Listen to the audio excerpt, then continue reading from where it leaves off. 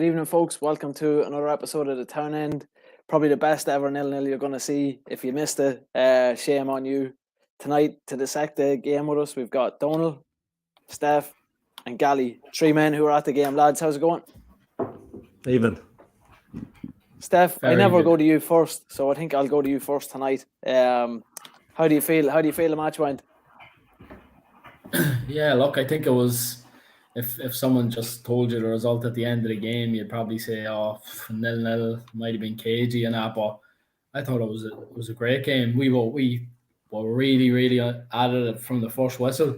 We got in their faces, we closed them down, we nicked balls, created chances, like we could have been 1 or 2 ahead in the first half alone, and they came into it. They were always going to come into it at some stage, but apparently some wonder kid came back from Cyprus and he got whipped off with about 20 minutes to go when they were chasing the game, you know. That's how good, like, we kept him under wraps. I think he played one crossfield ball the whole time he was there. I thought everyone was really up for the game and at it. Like some really very good performances in there. Keeper, 2 centre halves. I thought Williams was very clever in the middle. Slog it. Like, long burst and run down at the end, and look, hoping like he hits that 99 times out of 100 and it smashes the net. Like, but do you know what? I thought we probably shaded it, to be fair.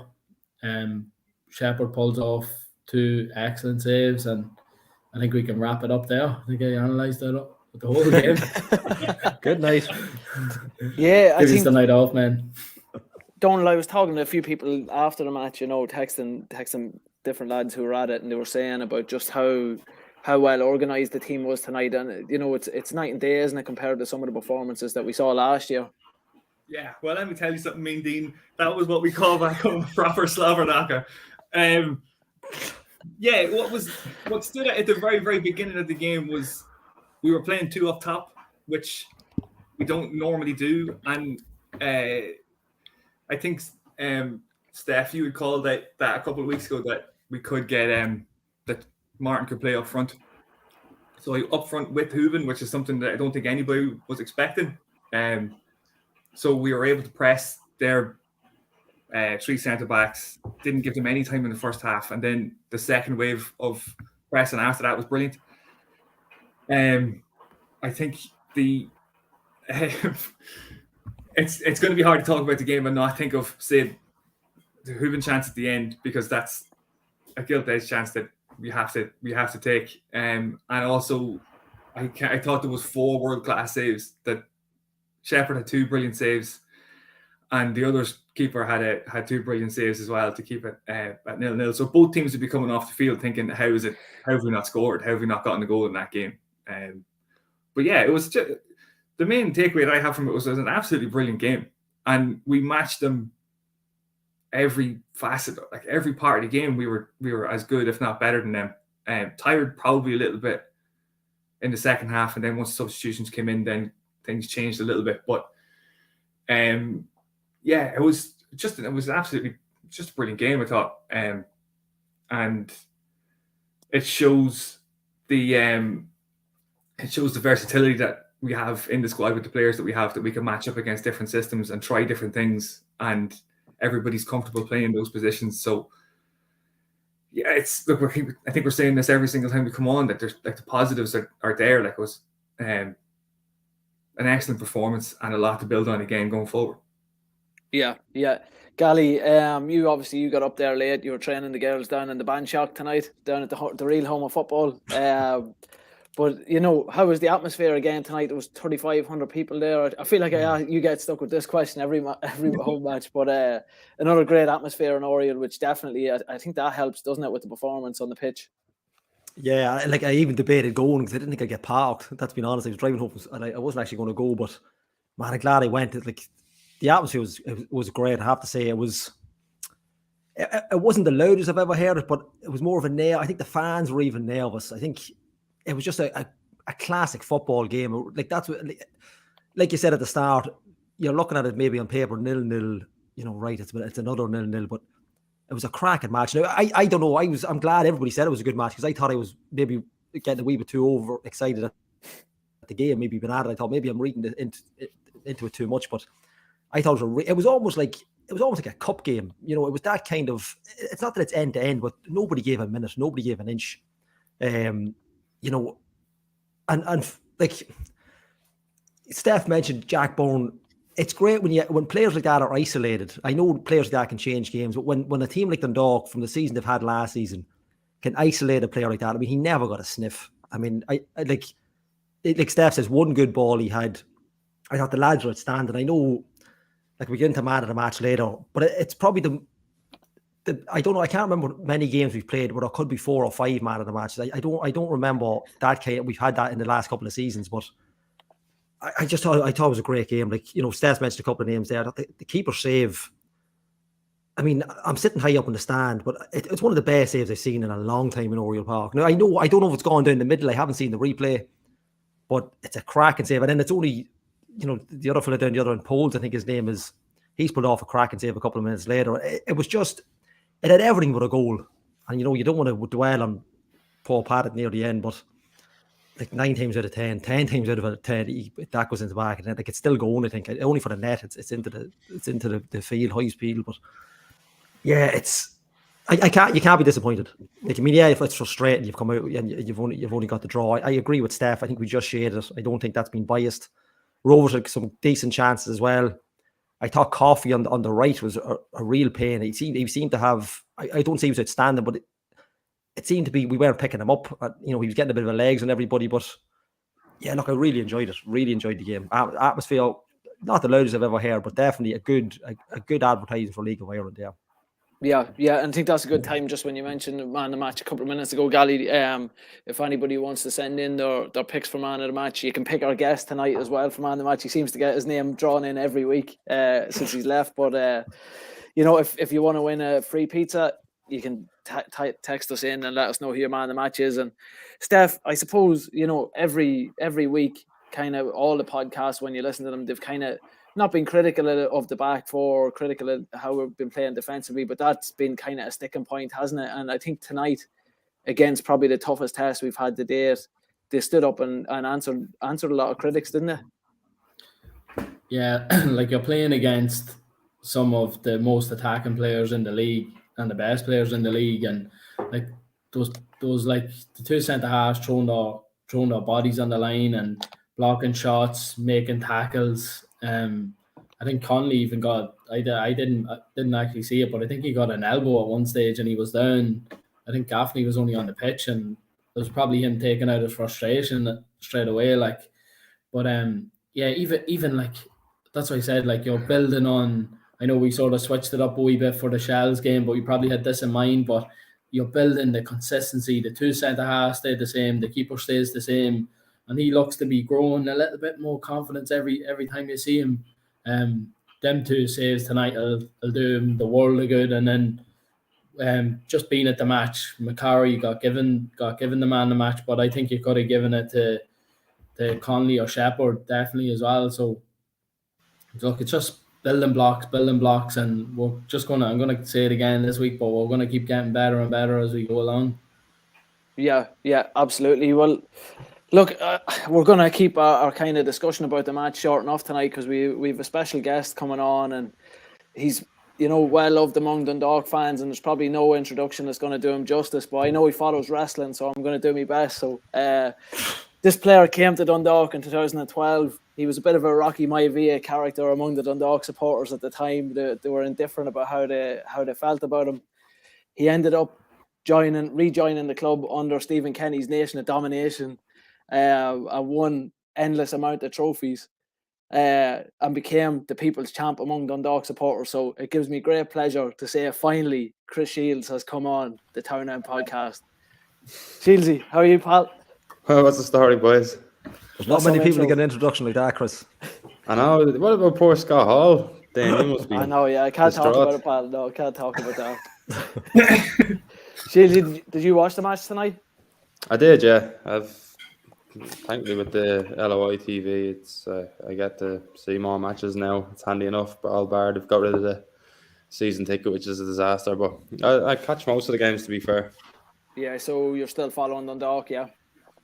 Oh yeah, of course. No, it's hard not to have to be there for so long. As kind of said when I left, it's lost a player but gained a fan, and that's kind of how I feel watching. It's hard watching. I find it difficult. I'm off the sofa and Pat's chance at the end, Benson hitting the post and stuff like that. So going through what you've gone through for years now.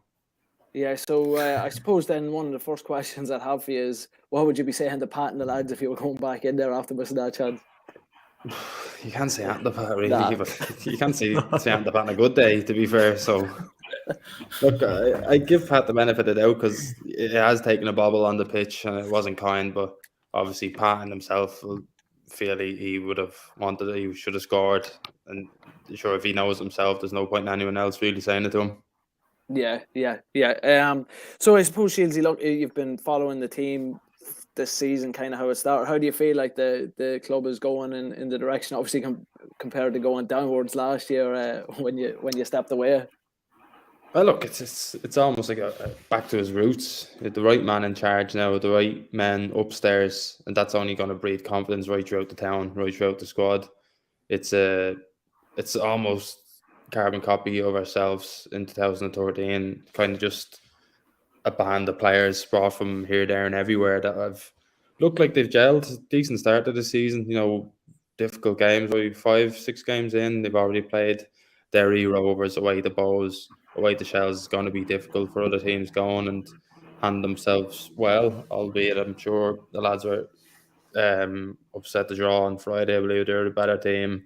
But sometimes things go like that. It's just still undefeated, albeit a few draws, but it's a very promising start. And, Stevie's only going to get, the more he has the players, the better the squad and team are going to get, in my eyes anyway. Yeah, absolutely. I think, as you say, it's as they gel, it's gonna improve as the season goes on. And I suppose I'll bring in. I think Steph had a couple of questions for you, so I'll bring Steph in there. And if any of the other lads want to ask any questions, you can batter away as well. All right, Cheesy, how's things, pal? All right, yeah. Yeah, good stuff. I was standing beside your old mate Grimesy tonight. He's laughing. He's laughing already. He told me to ask you 2 questions. So he told me to ask you about the taxi in Poznan. It was Warsaw, the dope. He doesn't even know where he was. There you go. And he said the other one was another night, team night out in East in your house. There's another taxi on the way down the road. Oh. And sure, we all stayed in my ma's dog. I think it was me, him, Paddy Barra, and Darryl. So 2015. And sure, Grimesy was always a lot of us. So we're thinking, he'd be grand. Like he'll look after the young lads. So he got blutered in Dublin city centre, and we had to bring him back to Clondalkin. And sure, it's about 20 minutes out the road. Gone back to my ma's house and sat him up on the wall. And I was like, don't have my phone. So I had to sprint from my ma's house straight down the road and cut the taxi off as I was about to leave my estate, bang the door down and get his phone, sprint back up, and he was near asleep on the wall. And I gave him it. Now I wouldn't mind. He was, thanks. Woke up next morning. He'd got 6 chips in my ma's spare room and all. A disgrace. He was a father too at that stage, I think. I know he hasn't got any better. But he can't drink. There was nothing to him back then. He was a skinny old pigeon back then. He thinks he's mad because he has a bit of meat in him now. Yeah, he's a good lad. Look, the likes of Grimesy, yourself, and a few others, like the real team bond. You could see it even just as a fan. Like, so what was it like playing the team, having such good characters about? We all loved it. It was like back in your underage team, your local team, where you're playing with your mates. Sure, you would have seen us around town. We trained in the evenings that day, so everyone knew a routine. It was like you had to go to the gym in the morning, go for a coffee, and train, and everyone would kind of see us around town during the day. And there'd be about close to 10 or 12 of us out around town during the day, and it was just a brilliant time. You had the likes of, so I was living with Stevie at the time, living with Darryl Horgan, John Mountney, Paddy Barra. Higgins was there the year before. Benson came the year after. Like, the house in Belfry was always a real kind of core of the squad, you'd say, because anyone who stayed up in the town over the weekend always stayed in Belfry. It was like a real central hub for everyone, like to come out the crack and stuff like that. So it was I really was brilliant, and kind of that shown on the pitch. When you're enjoying going into work, so to say, every day, it's going to be evident then. Yeah, class. Yeah, and even like I know just from myself, having a couple of young kids and just football mad fanatics, and fair play to you always took the time out to have a wee chat or a picture or whatever it was, and no, just an amazing time. Like, so yeah, I just want to thank you for it. I know, it was easy. So that's what the new owners and Stevie and the squad have brought back to the town. It was kind of, I know it was hard given lockdowns and COVID and no fans and everything, but the club kind of did get disconnected from the town, so to say, with all the problems going on behind the scenes. And it's a one-town team. Like, if the Dundalk football team's going well, the whole town seems to be doing well, and there was that kind of disconnect for a while. And obviously Andy and the Stat Sport lads have brought that back. What it seems, Martin coming back's been huge as well, so it's obviously brilliant to see. Yeah, we just need you to come back now and complete the set. I don't think so. That's wrecked it enough already. Yeah. Look, I don't think you can come back after the send off. You be taking a mick if you try to go back in. I'd have to give the flare back. Yeah, but look, at least the fans got to show a bit of appreciation to you, everything you gave to the club, and you're always the 100% man. We sort of talked about even your last game. I think one of your last moments in the shot was making a last clearance off the line, or blocking a shot. You know what I mean? So that's the type of player you were. You played for the badge, and it was amazing. Like, Well, yeah, it was, and I enjoyed every bit of it. Even the very start in 2012, you could call it a learning curve, but moved me away from home, away from Dundalk and into Dundalk, and it helps you grow as a man and a player. So even though the first year didn't go too well, I still enjoyed it, and then from then on, it speaks for itself what we did as a team and how much I loved it. So it was easy to do in a town like that. Storybook, yeah. Even look, you're getting the captain's armband as soon as you come in. The late Sean McCaffrey gave it to you at that stage. It was probably a distant memory at this sort of stage in your career. Yeah, it was probably was the wrong thing to happen, really. But at 21, I was probably one of the older ones in the squad, funnily enough, and one of the more established players in the league. But probably just came too soon for me to kind of bear that weight on my shoulders. Captaining a club like Dundalk, it holds so heavy in the community, and probably wasn't ready for it. But being enthusiastic, young enough, felt I was, and just kind of went the way it did. But luckily, we stayed up in the end. So, yeah, I suppose that sort of like that will sort of build your character. You mightn't have thought it at the time, but gaining those bits of experience, and then when some of the more senior players come in under Stephen, but you're able to hold your own, no problem, do you? Yeah, that was it. As soon as the senior players come in, they take the brunt of everything else, and they allow you to be this 22-year-old to just go and play football rather than.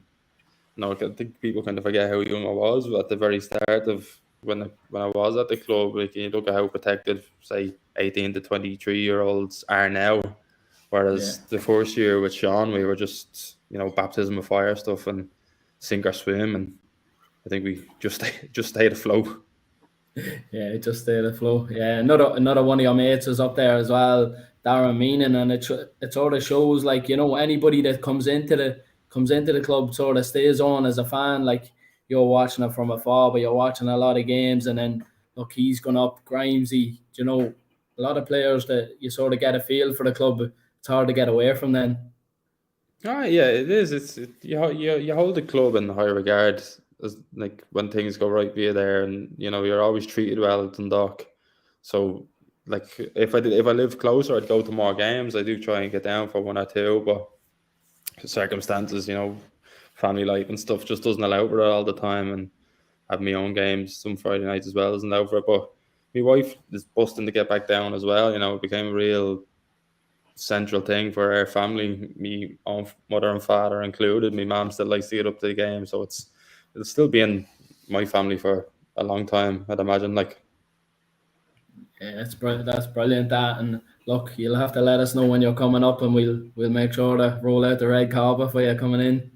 No, that's what I prefer, to get in and get out with a cap on or something. I was at the Finn Harps replay and nobody knew I was there, and that'd be the way I prefer it.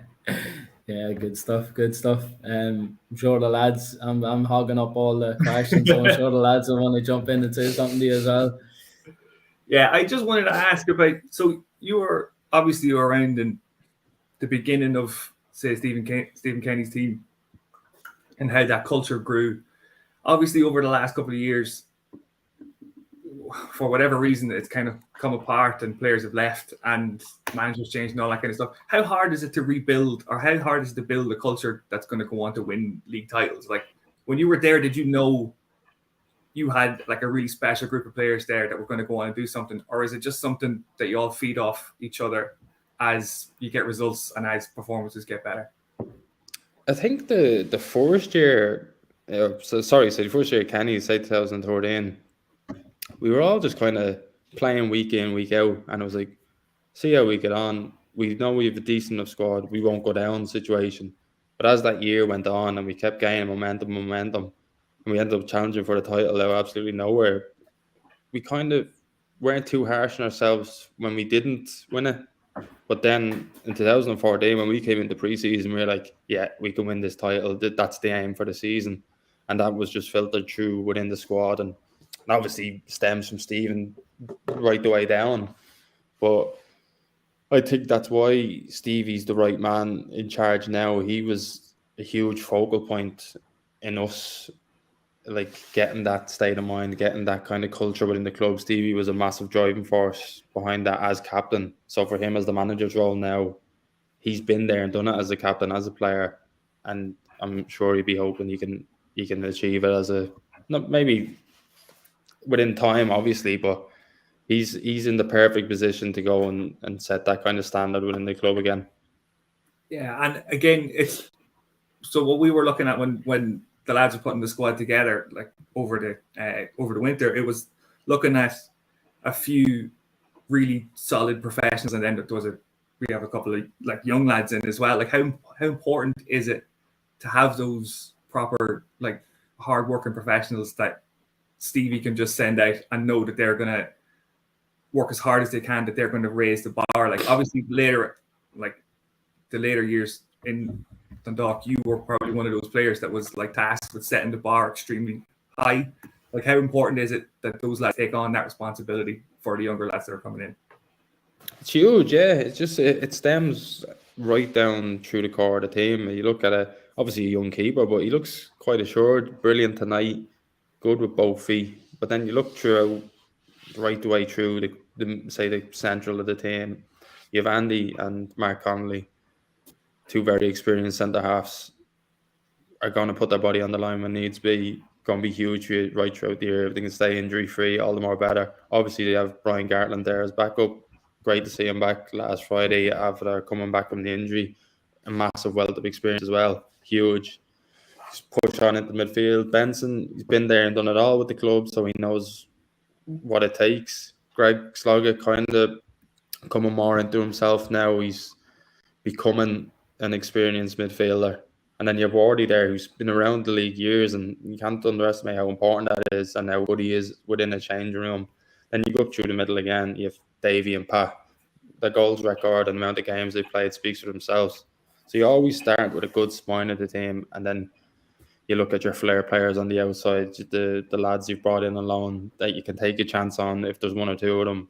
And you look how well Stephen Bradley started for the club. I don't think anybody envisaged how well that was going to go. And sometimes when the core right through the middle as well works well for you, it takes that load off your kind of flair players. You look for a bit of magic from, even if they are loanees.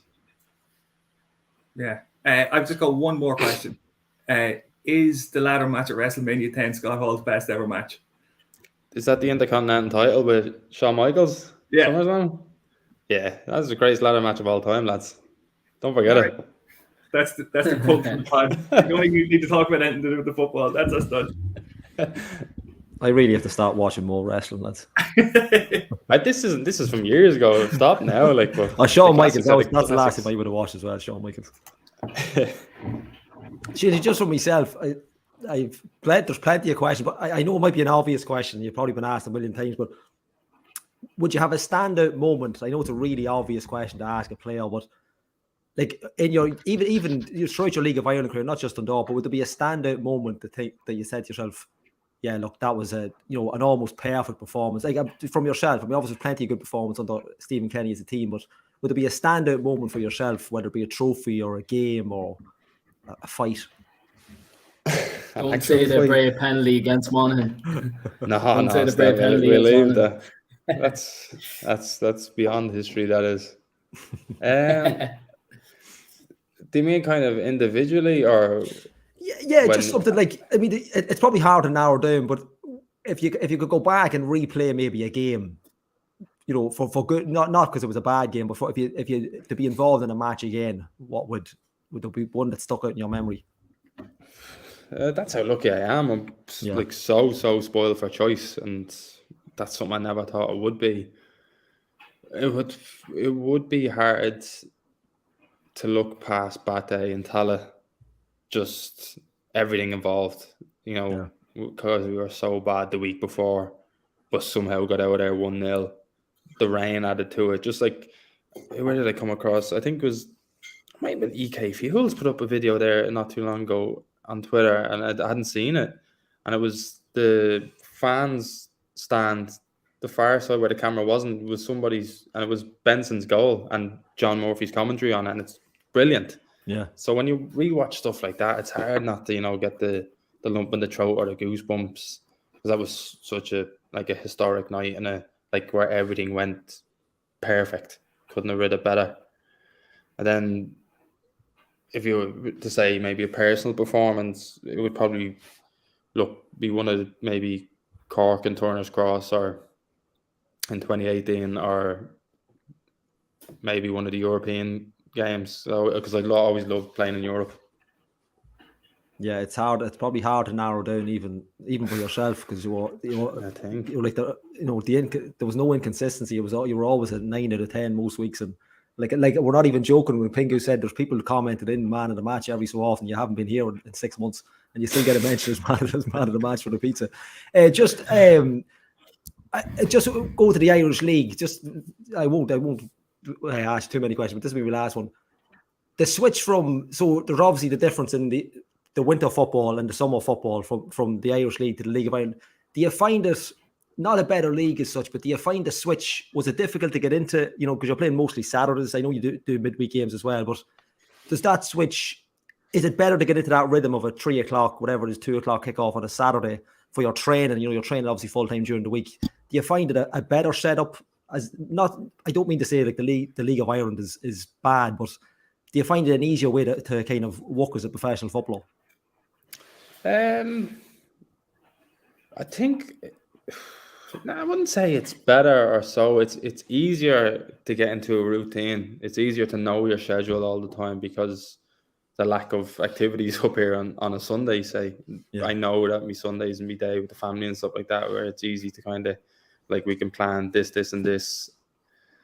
But as a whole, no. I thought I would have struggled, because I used to hate playing early whenever we played with Dundalk. I don't know what it was, but it's just something you get used to it now, and it's autopilot mode now, and it was different, obviously, coming up and playing a different league and stuff like that, and getting used to Saturdays. But I've enjoyed it. I've kind of eye-opening up here how things are ran up here, which is I've done BBC Radio Ulster the weekend, and we were chatting about it, and just the difference in coverage that the league gets up here. I wish the League of Ireland had as much kind of backing, or how you say it, from RTE as they do from BBC Northern Ireland. There's a game on, if not every second week, even though it's only on the red button, there's still commentary, and there's a good coverage of it. Even if we could get something like that from RTE, they had a women's FA Cup game on the news channel 2 weeks ago, was it?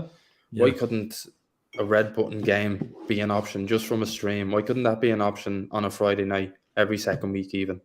Sky are picking up games up here. You seen the League Cup final up here was 11,000 people were at it because it was reduced price and Sky were over to cover it, and they pushed it, which is brilliant. I'm loving seeing that up here, but obviously the League of Ireland fan of me and the League of Ireland man that I was for so many years is screaming, saying, how can people in RTE not just look up to the north and do copy and paste and do something like that? Yeah, and I like, even thinking back to, like you say, BBC, when it used to be on a Saturday, you would get the highlights even on a Saturday, which, like Republic, like the league down here, like I don't even remember the name of the program they used. Peter College used to present. It was shocking. Some of it was just absolute dial. But yeah, you're right. The coverage in the north is excellent. Do you find the league, just a quick one? Do you find the league up the north?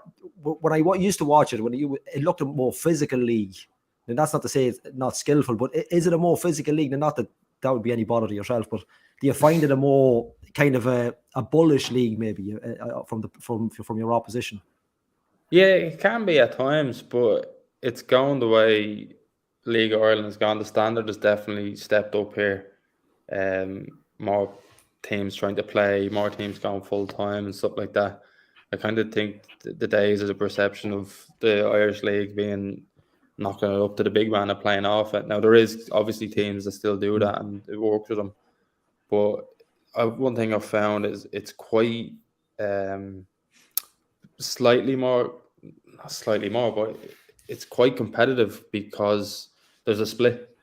And the top 6 teams are tight enough games because there's every second week there's a Belfast derby. There's 4 Belfast teams, and then Larne and Coleraine will probably be the split this year. And if you look at the head-to-heads right throughout the year, everyone's picked points off everyone, and everyone's won the game here and there. So that in that sense, it's hard to call when it turns to a split. But no, the standard is rising up here as there was a massive gulf between League of Ireland and the Irish League for years, and I think people up here would admit that as well. But it's kind of starting to level out, maybe.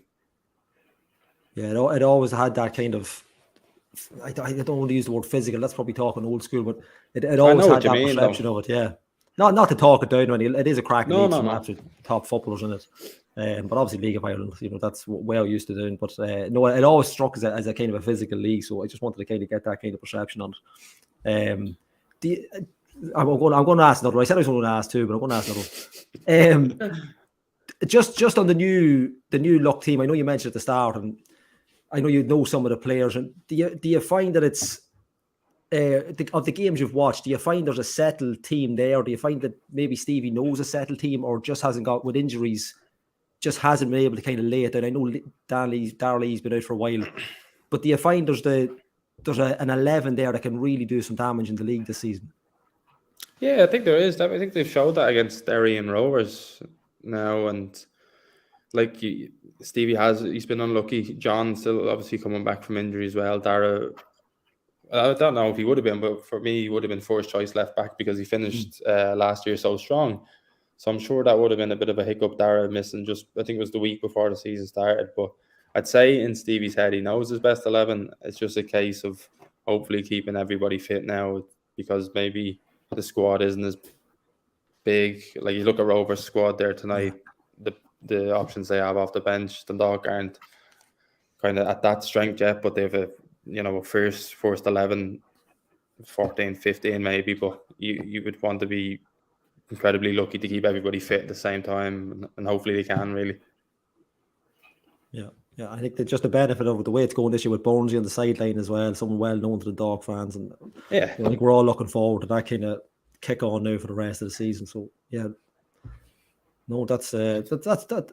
Go on, Steph. You want to say something there? Sorry. No, I was just going to say, look, we had a couple of comments coming in, and then just jumping back to the Irish League.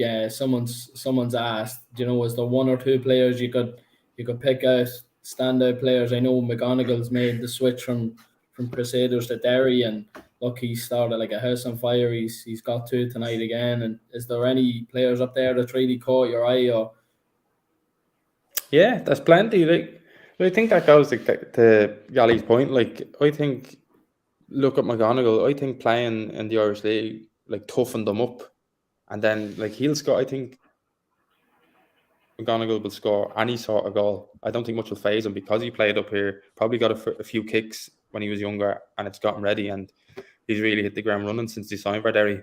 But yeah, I've seen plenty of players, plenty of Linfield. I would have said could have easily played League of Ireland. You know, Jimmy Colliger, the centre half, week in week out, brilliant. Jordan Stewart, another good, great little player. You look at Glentoran's squad. That's where Sean Murray's gone. There's plenty of there. You know, Jay Donnelly, things like that. Larne have players. Like everyone does have 2 or 3 that would easily play League of Ireland, if not more. Yeah, it's really close title race up there.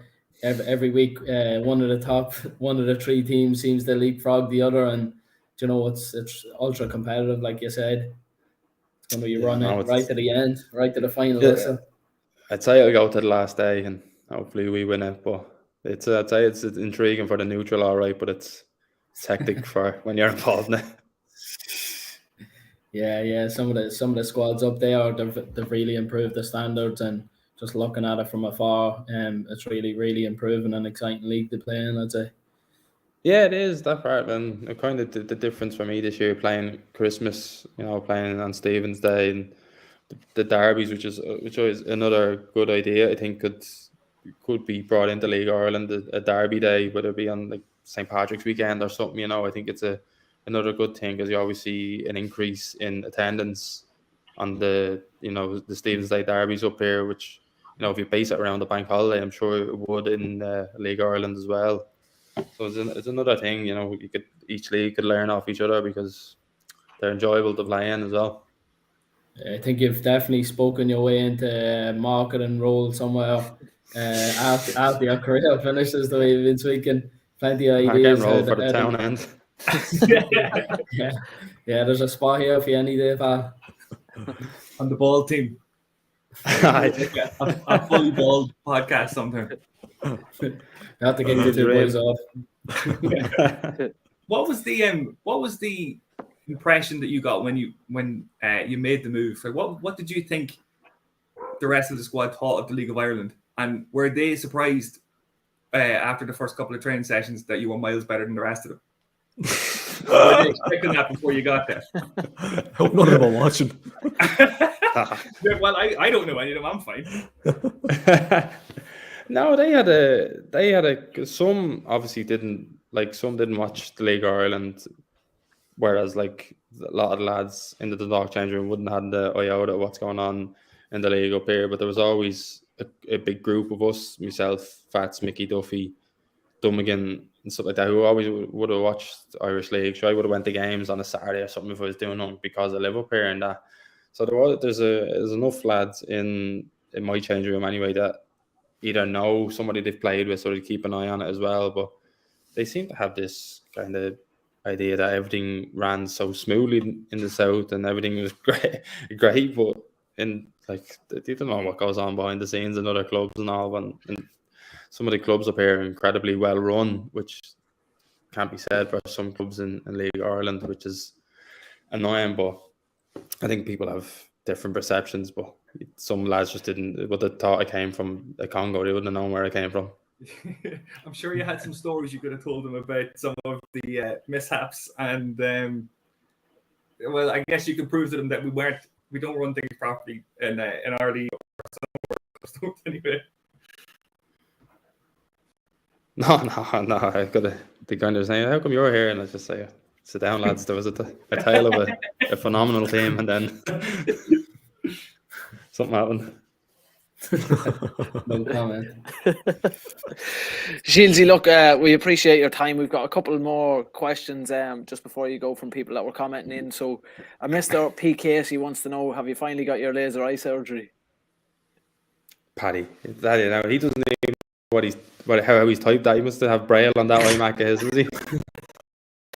It doesn't get questions don't get any better. So Darren Mean didn't even read the assignment. He just wrote in, "You still owe a bill and split." Tell him it's Luxembourg. It's not Split. I was a good lad in Split. We were straight out after. We flew straight out after the game in Split. And then the last one comes from Frank Carroll, and he wants to know when's the testimonial. Don't know. I'll come down and ref a game or something one of the days that can count. Well, Shieldsy, look, as I say, we appreciate your time. Thanks a million for coming on. We wish you the best of luck for the rest of the season with Linfield, and hopefully you'll be lifting the trophy at the end of the season. And we look Hopefully forward to so, seeing you lads. back down in Dundalk. Hopefully I might be home for it as well. Yes, hopefully so. Yeah. All right, pal. Thanks a million. Thanks very Boys, much. I'll be seeing you Cheers. soon, yeah. Cheers, bud. Brilliant. Fair play to Chris for coming on, lads. Yeah, school Excellent, night and yeah. everything. Yeah. No, that was great. We got loads of comments in during that about the match as well. So I think, look, we'll not delay the episode too much. We'll go on to our man of the match. Before actually we do, Olivia McGee just said we want to wish Carol a happy 30th birthday on Monday. And there's a big shindig in the clans on Saturday night. So everyone that's watching tonight, and including Chris that's just come off, everybody's invited apparently. So some crack if everybody to- lands down to the yeah. clans. Everybody's invited down to that there. So yeah, I suppose, look, we'll go with our man of the match for tonight. And Steph, we'll leave you to last. We'll go with Gally first. Oh, nice one. There was a few that could have got it. Shouts for a lot of, like, Conley as well. I think doesn't get probably. I thought he did a great game, but I don't have to. But I'm going to go with the keeper. I just think he was excellent, and I think people are forgetting to save earlier on in the game as well with his feet. I know the other save is excellent, but yeah, for me, Shep with distribution didn't really look to getting phased in tonight. I think he gave McAdam an absolute bollocking. What time of week can I say that? Yeah. I don't even know what it was for. I just think he was he's at that stage now where he's willing to go out and hammer defenders or midfield for not doing what they're supposed to be doing. Nathan Shepherd for me. Then that's not to say there's other players, but I'm going to go with him. Yeah. Nathan Shepherd's going to also sponsor Castletown Bells away jerseys for the season now, just for that. Steph, I'll go to you next. You can give your shout. So you're going to be last, but look, yeah, I'll jump ahead of Donald and yourself. Yeah, look, similar to what there was actually a good lot of people you could have give man the match of tonight, and people mightn't have been able to complain about it. I didn't even think Bakari was in my top 4 maybe of getting man the match, and then he got the sponsors man the match at the ground. So he was excellent in the first half, snuffed out Andy Lyons, raided down the left hand side a lot in the first half, and he marshaled him really, really well. So Sloggett, very good in the middle. I think he's grown into the game, and look, he could have set up the winner as well. He was just hoping was unlucky, and thought the 2 boys at the back really, put the bodies on the line. But I'm gonna go with Shepherd as well. I thought 2-3 excellent saves. One in particular, someone said to me it was like David Seaman, like where he plucked it from behind him and pulled it out of the net nearly. But yeah, even his distribution, he was calm on the ball, and some McAdams fella is apparently assigned with us. He was giving out to him. I think it was Joe Adams though. He was giving him a ball. Yeah, look, and that just shows him growing into the team a little bit. I think Conley, once or twice he was ready to shout at him to come out, and he was already there. He was already on it. So, I'll bring him on a ton after tonight, and I think deservedly he gets my man of the match anyway. Donald. Yeah, I just see that the manager said about how he felt like a lot of the young players came of age tonight, and I think that does actually stand to like someone like Shepherd and goals. Like this is, or like there's so many performances to build on. Hoopen was going to get man of the match if you finished it, because I thought Hoopen was excellent again. Just working selflessly all day and fighting with their centre backs. He was excellent again. But yeah, I'm going to go with the goalkeeper, because for a lot of reasons, like he looked very assured tonight, and his distribution is good. It always seems to be good. And like Gally said, it's not just the spectacular save. Like he made a great save from, I think with Burke that was clean through, and he saved it with his feet. And he made a save from some other Salford reject in the first half. And he's kept us in the game. Like if we had won the game, it would have been down to his performance. So I'll go with the goalkeeper. I'll go with Shepherd. GK. Yeah, Doesn't matter who you pick, Finger. I know. Yeah, I think it's going to be a clean sweep for him tonight. But I kind of echo what everyone's saying. I think it's hard. Well, it's not hard. I think he's the obvious choice, but I think there's a lot of people that were contenders as well, isn't there? As you said, Donald, I think Hoban, sorry, is he's a different beast this season, isn't he? His work rate this season has just been phenomenal, and he's playing in a deeper role where he has to maybe do a little bit more of a press, and he seems a lot more motivated this season, which is great to see. I thought Williams, as long as he was on the pitch, I thought he was class. I feel like a lot of our attacking play when he was on, I think he was instrumental in a lot of the good play we had. I think Mark Connolly is very, very close second for man of the match. I just thought he put himself in front of everything, including Rory Gaffney's elbow at one stage, and he didn't get Mandrew a sniff either.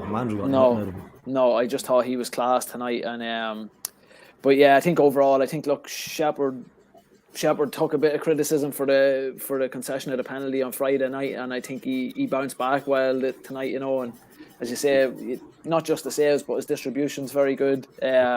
He looks so calm on the ball, doesn't he? And Shamrock Rovers players are sprinting down on him, and he's just flicking it away, or it looks like there's no pressure on him, kind of. So for me, it's Nathan Shepherd as well. So I think he's the official Town End man of the match. And Donald, you're going to do the honours tonight and pick a winner.